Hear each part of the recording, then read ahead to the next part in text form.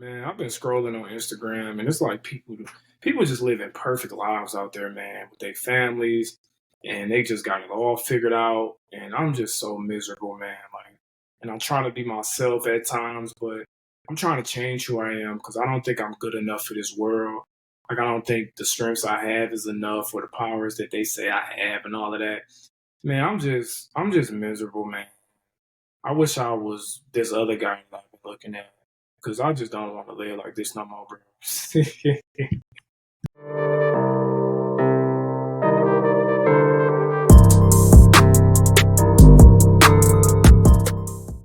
What up, though? It's Rasta White.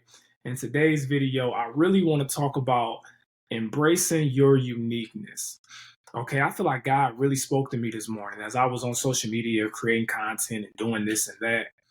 I was seeing other people that's successful and I was feeling inspired and I was feeling motivated. And I thought about it like, most people, when they see other people living good, they see other people who have that perfect life, they don't get inspired and motivated. They normally feel negative feelings and they feel insecure about themselves. They feel unhappy with themselves and the person they are and what they have. And I just thought about it like, why is the world like that? Why is the majority of people feeling that way?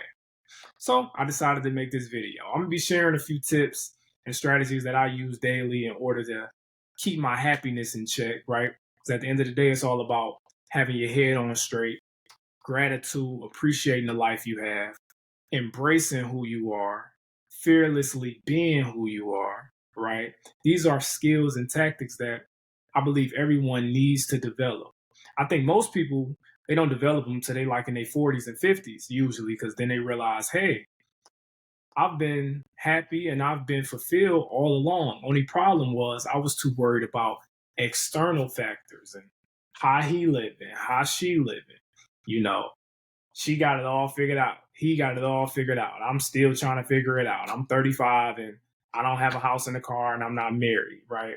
And all of that type of stuff. But that's the mindset that we got to learn how to phase out because it does you no good. Okay. So the main point I want to hit on is pretty much remind yourself that you have your own unique story. You have to remind yourself that because something happens with our brain to where we see a person that looks like they live in a perfect life, which no one is, and we compare our situation to theirs. And somehow we forget that maybe they had trouble cr- taking that picture, for example. You ever heard them say, you see a family in a picture, it probably took them 16 tries to get that one perfect picture, right? But we forget that stuff. We forget the work and the grit that a lot of people have to put in order to get the life that they have. Most successful people, and if you study more of them, you'll realize they're doing a lot of things they don't want to do in order to maintain that lifestyle or in order to have the success they want. What I mean by that, let's say you want to have 3 kids. That's not going to be easy. I don't care how many people you see smiling with their babies. I got a daughter. I'll be on the picture smiling and all of that stuff. But behind the scenes, when you changing diapers and you losing sleep and all of that stuff that goes into parenting, it makes you value that child more. But other people looking outside looking in, they may think that you just got it all figured out. You smiling 24/7. You just living the best life ever. But no, it's not like that. The more successful your life is, the more work you got to put in. That's what I'm learning. If you just want to work a job and you don't want to have a lot of stress and responsibility, you want to be able to do whatever you want, you can do that, but you won't you won't have the results that a lot of people have. That's just what it is. To get the desired life that you want, it's going to take a lot of work. It's going to take a lot of grit. So, what does that have to do with uniqueness? The unique things that you want in your life, you're going to have to learn how to embrace the story that you have, not look at it as a negative way, not look at it in a negative way, not blame people in your past. You know, X, he the reason that, I'm 27 and I wasted my time doing this. I could have been doing this by this age. Like, learn how to get rid of all of that stuff because it does you no good. Okay. I've been married for almost a year now. A person would know that on the day that we got married, it was snowing. and we was pretty much sliding all the way just to get to the place to where we were going to get married at. People wouldn't know that though, right? People would see us smiling on our picture. Oh, they got the perfect marriage. They got the perfect this. They got the perfect that. But no, it was some hell that we went through that day. But we got it done, right? And my point is, that's my unique story though. It's not bad. I could look at it as, oh, it sucks that it snowed on our wedding day and blah, blah, blah. But that's not exactly, that's not a good way to look at it. That's not a good way to frame it. That can have me looking at the day we got married as a negative thing when I should be embracing that day. We laugh about it now, me and my wife, when we talk about it, because it's part of our own unique story. Okay. Things that happen to you in your life that are unique, it happened this way, X, Y, and Z way. When you went to prom, it rained, right? When you went to prom, it rained. Okay, cool. You probably got friends that you could laugh at about that with today. You can call them up like, hey, bro, you remember when you thought you was finna get that Camaro, that white Camaro, and it rained all over there, and then it messed up your car, and you had to blah, blah, blah, right? Then y'all can laugh. Those unique stories, that's really where the value is. The value comes when things don't go perfect, but you still embrace that imperfection and you make it work, right? So that's the main takeaway here. I don't even need to talk too long about it because I feel embracing your uniqueness is something that needs to be practiced every single day. So, how do you do that? Another strategy is practice being your true self more.